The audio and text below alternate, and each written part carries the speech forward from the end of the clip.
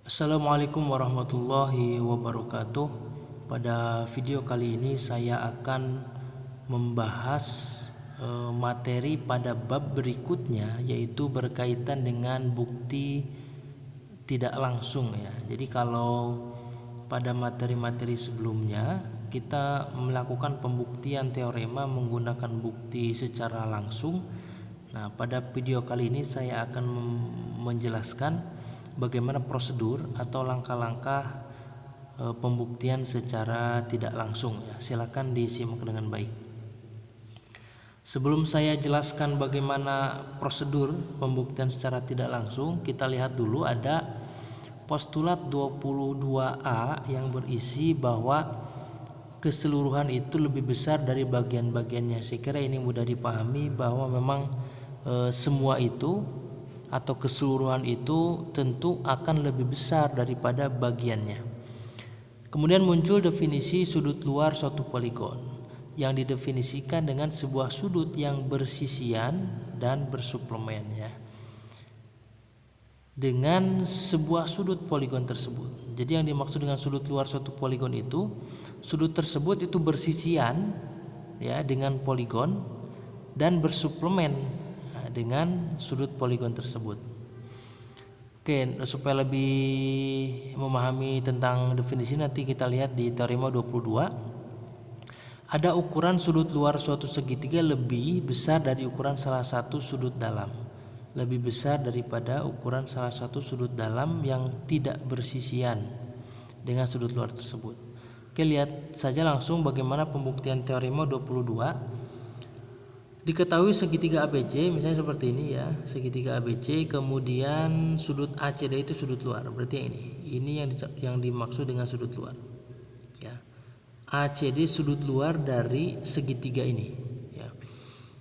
Kemudian buktikan bahwa ukuran sudut ACD ini lebih besar dari ukuran sudut A. Ini berarti karena tadi dikatakan di teoremanya lebih besar dari salah satu sudut dalam. Jadi bisa lebih besar dari sudut A, bisa juga lebih besar dari sudut B. Nah, tapi di sini saya ambil yang sudut A ya. Kita langsung saja bagaimana pembuktiannya ya. Ini masih menggunakan bukti secara langsung ya. Nanti kita bahas dulu bagaimana bukti secara tidak langsung. Seperti biasa ada dua kolom, pernyataan ya dan kolom alasan. Yang pertama, supaya lebih mudah dalam pembuktian ini, kita bisa membuat sebuah garis atau mengkonstruksi sebuah garis dari titik B ke sisi AC ya. Kemudian misalnya kita kasih nama di sini titik M, maka kita bisa buat pernyataannya ada garis BM atau kita konstruksi garis BM, di mana BM ini adalah garis yang melalui titik B dan M. Ini menggunakan postulat 4 ya, yang berisi melalui dua titik hanya dapat dibuat sebuah garis. Kemudian BM ini kita perpanjang ya, kita perpanjang misalnya seperti ini sehingga nanti BM ini akan panjangnya sama dengan misalnya di titik P dengan MP ya. BM diperpanjang, berarti ini BM diperpanjang ya, diperpanjang sehingga BM ini kongruen dengan MP. MP ini menggunakan postulat 1, di mana postulat 1 itu berisi sebuah garis itu dapat diperpanjang sejauh-jauhnya. Oke. Kemudian nomor 3, kita bisa tarik garis dari titik P ke C ini ya, seperti ini. Berarti ini kita bisa mengatakan PC garis yang melalui P dan C sama menggunakan postulat 4 seperti nomor 1. Kemudian nomor 4, kita misalkan misal M ini titik tengah ya, titik tengah AC ya. titik tengah AC. Ini menggunakan postulat bahwa setiap ruas garis itu memiliki titik tengah. Setiap ruas garis memiliki titik tengah ya. Kemudian yang kelima, karena M itu titik tengah, maka AM, kita bisa mengatakan AM, garis AM itu kongruen dengan CM ya. Definisi titik tengah.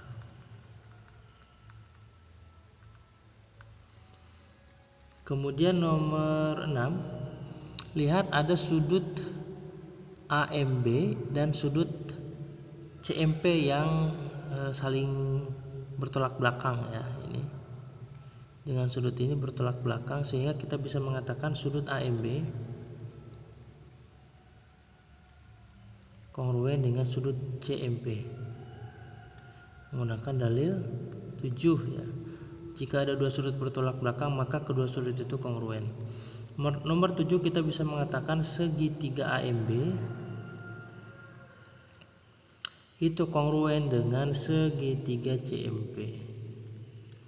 Ini menggunakan postulat sisi sudut sisi, karena tadi AM ini kongruen MC atau CM, BM ini kongruen dengan MP ya. Jadi sisi sudut sisi. Nomor 8, karena dua segitiga ini kongruen, maka sudut A itu kongruen dengan sudut ACP ya. ACP menggunakan definisi poligon kongruensi.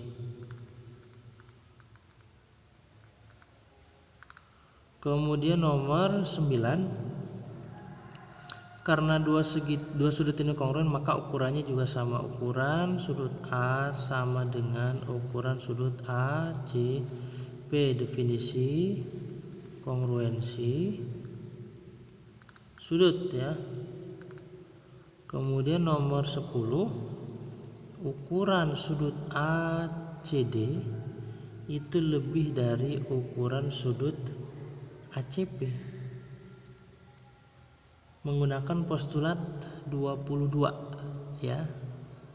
Postulat 22A yang mengatakan tadi ini ya, bahwa keseluruhan itu lebih besar daripada bagiannya. Kemudian nomor 11, ukuran sudut ACD, ukuran sudut ACD itu lebih dari ukuran sudut A. Kita substitusi yang ACP ini dengan sudut A, maka ini alasannya menggunakan substitusi, sehingga terbukti bahwa ukuran sudut ACD lebih dari ukuran sudut A. Itu pembuktian teorema 22. Sekarang kita lihat bagaimana prosedur pembuktian secara tidak langsung. Pada prinsipnya sebetulnya pembuktian secara tidak langsung itu dimulai dengan pemisalan kontradiksi ya. Jadi kita membuat suatu kontradiksi dari apa yang akan dibuktikan, kemudian menggunakan dasar-dasar yang dimiliki untuk memperkuat suatu pembuktian. Nah, maka nanti itu pemisalan kontradiksi itu nanti akan terjadi ketidakcocokan secara logis ya. Ketidakcocokan secara logis itu menimbulkan kita akan menerima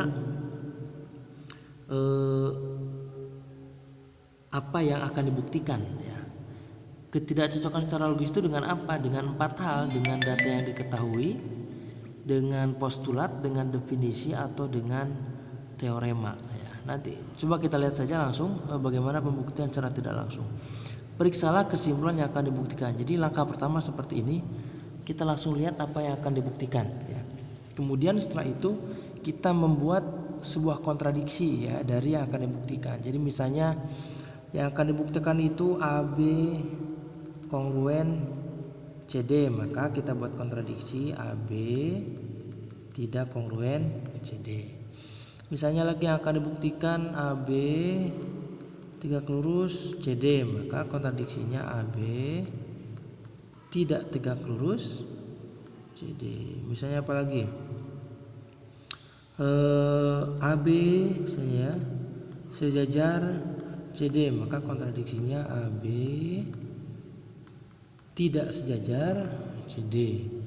Misalnya segitiga kongruen, misalnya ada segitiga A BC kongruen dengan segitiga D EF, maka kontradiksinya segitiga A BC itu tidak kongruen dengan segitiga D EF, dan seterusnya ya, nanti bisa dibuat.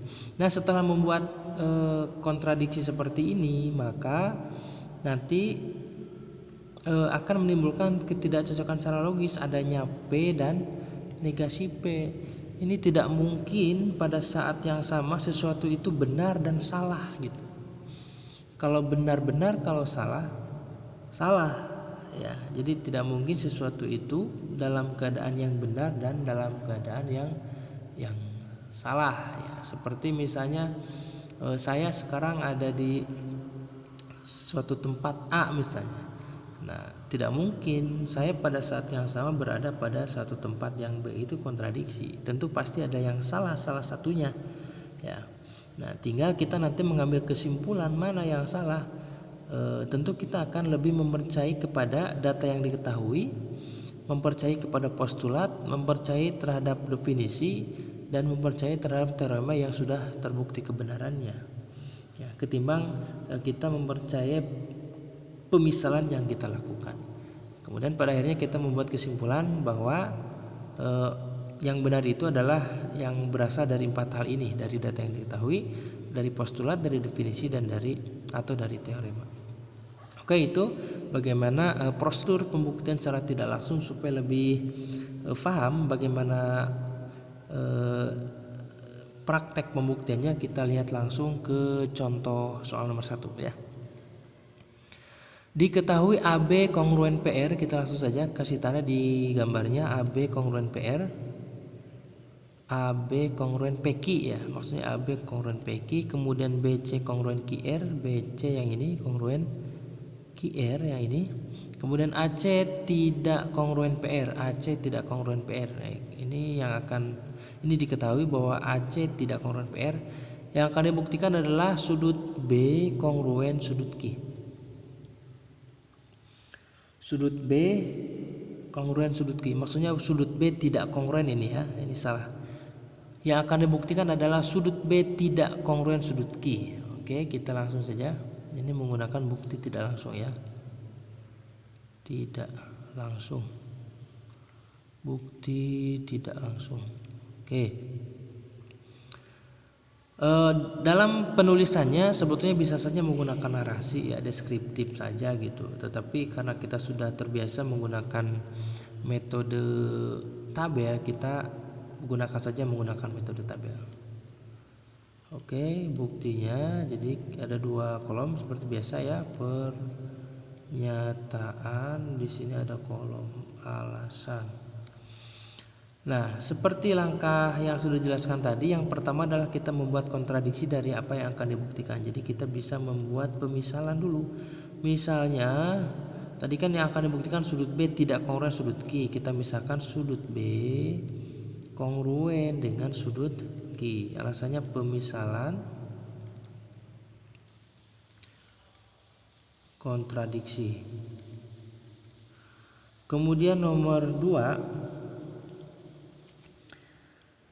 diketahui apa AB kongruen PQ ya, AB kongruen PQ.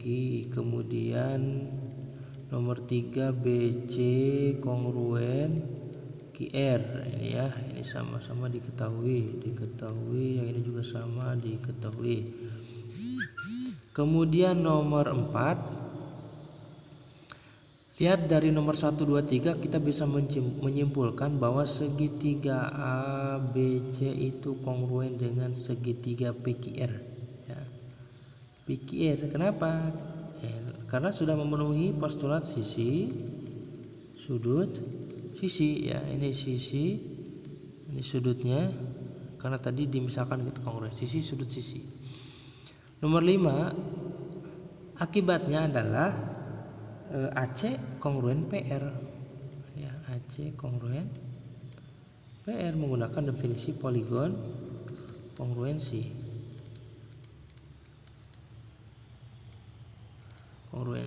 Maka kita bisa melihat ada kontradiksi.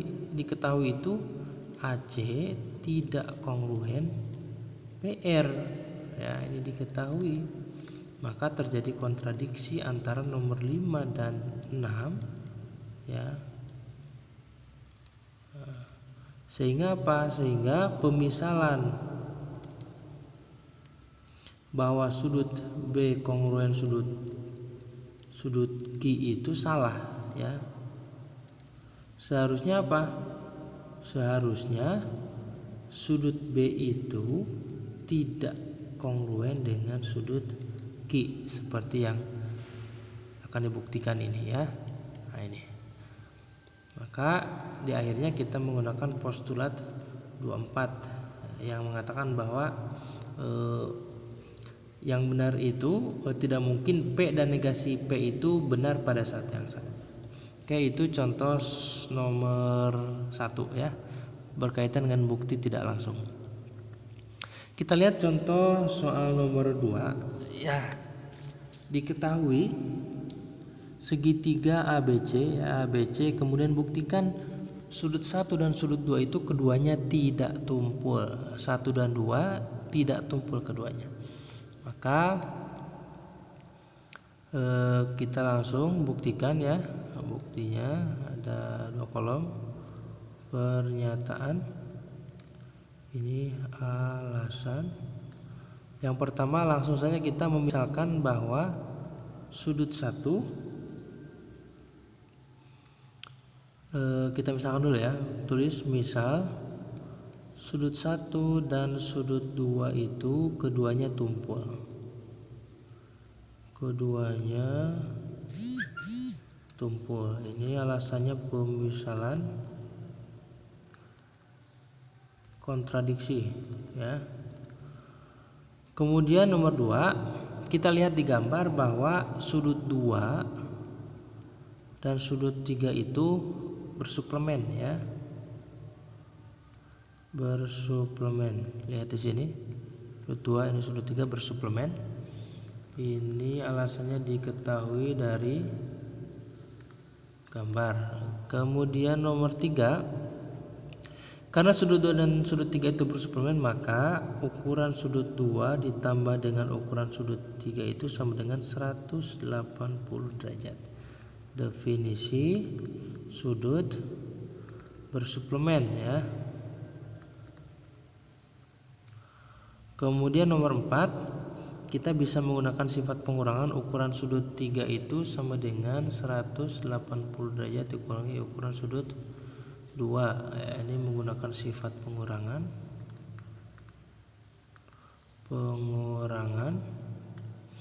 Kemudian nomor 5, lihat bahwa ukuran sudut 3 itu 180 derajat dikurangi ukuran sudut 2, di mana ukuran sudut 2 itu merupakan sudut tumpul. Tentu ukuran sudut 3 itu pasti antara 0 sampai 90 derajat, atau dengan kata lain ini merupakan definisi daripada sudut lancip ya. Sudut lancip. Kemudian nomor 6, tentu kita bisa mengatakan ukuran sudut 1 itu lebih dari ukuran sudut 3 menggunakan definisi sudut lebih besar ya. Definisi lebih besar. Karena sudut 1 itu tadi dikatakan tumpul, sudut 3 di nomor 5 ini dikatakan sudut lancip. Tentu ukuran sudut 1 lebih dari ukuran sudut 3. Sudut tumpul tentu akan lebih besar ukurannya daripada sudut lancip. Maka nomor 7 kita menemukan atau kita mengetahui bahwa ukuran sudut 1 itu lebih kecil daripada ukuran sudut 3 berdasarkan dalil 22 yang tadi, bahwa ukuran sudut luar suatu segitiga itu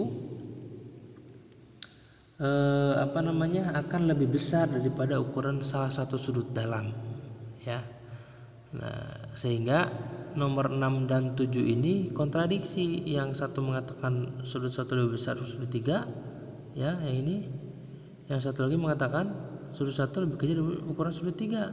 Maka 6 dan 7 kontradiksi, ya. Sehingga apa? Pemisalan bahwa sudut 1 dan sudut 2 keduanya tumpul itu salah. Itu salah. Yang benar apa? Seharusnya sudut 1 dan sudut 2 keduanya tidak tumpul. Nah, ini yang akan dibuktikan ini. Ini alasannya menggunakan postulat 24 sehingga terbukti, ya, terbukti.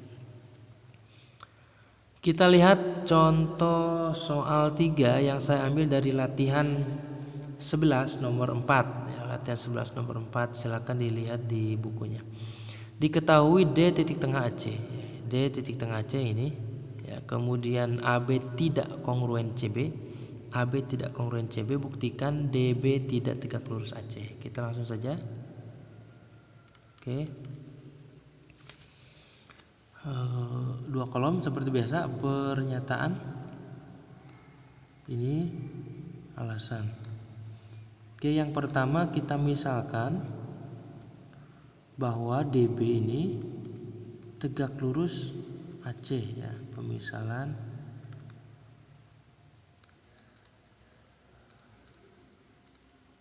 kontradiksi.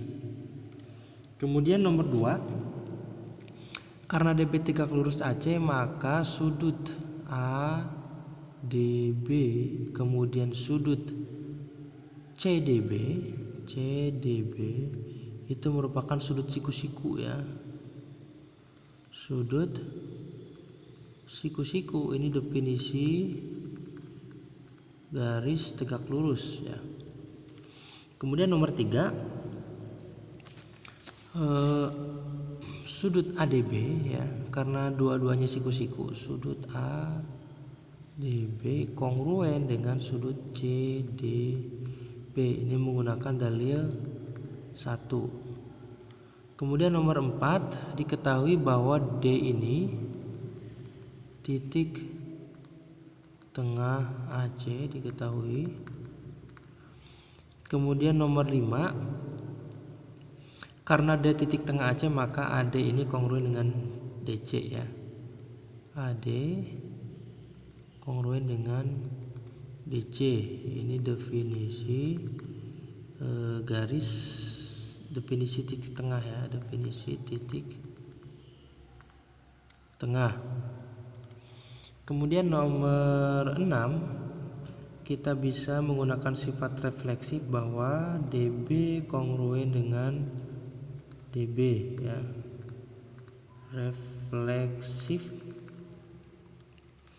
Nomor 7, ya, ini refleksif. Kemudian tadi ini sudutnya kongruen, maka kita bisa mengatakan segitiga ADB, ya, kongruen dengan segitiga CDB.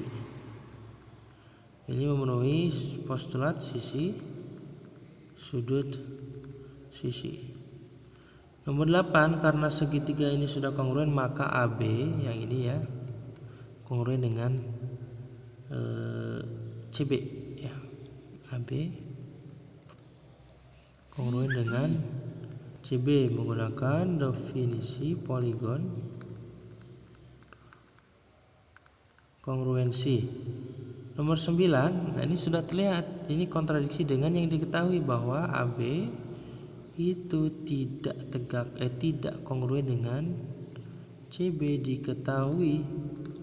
Maka kita bisa menuliskan 8 dan 9 ini kontradiksi, ya. Sehingga apa? Sehingga pemisalan bahwa DB itu tegak lurus AC itu salah, ya. Seharusnya apa? Seharusnya DB itu tidak tegak lurus AC. Maka terbukti, ya, ini menggunakan postulat 24. Nah, itulah contoh-contoh bagaimana pembuktian secara tidak langsung, silakan dipelajari lebih dalam lagi, kemudian contoh-contoh soalnya dikerjakan supaya kalian lebih memahami dengan baik. Kalau ada yang ingin ditanyakan silakan di komen di kolom komentar di video ini. Terima kasih, semoga bermanfaat. Assalamualaikum warahmatullahi wabarakatuh.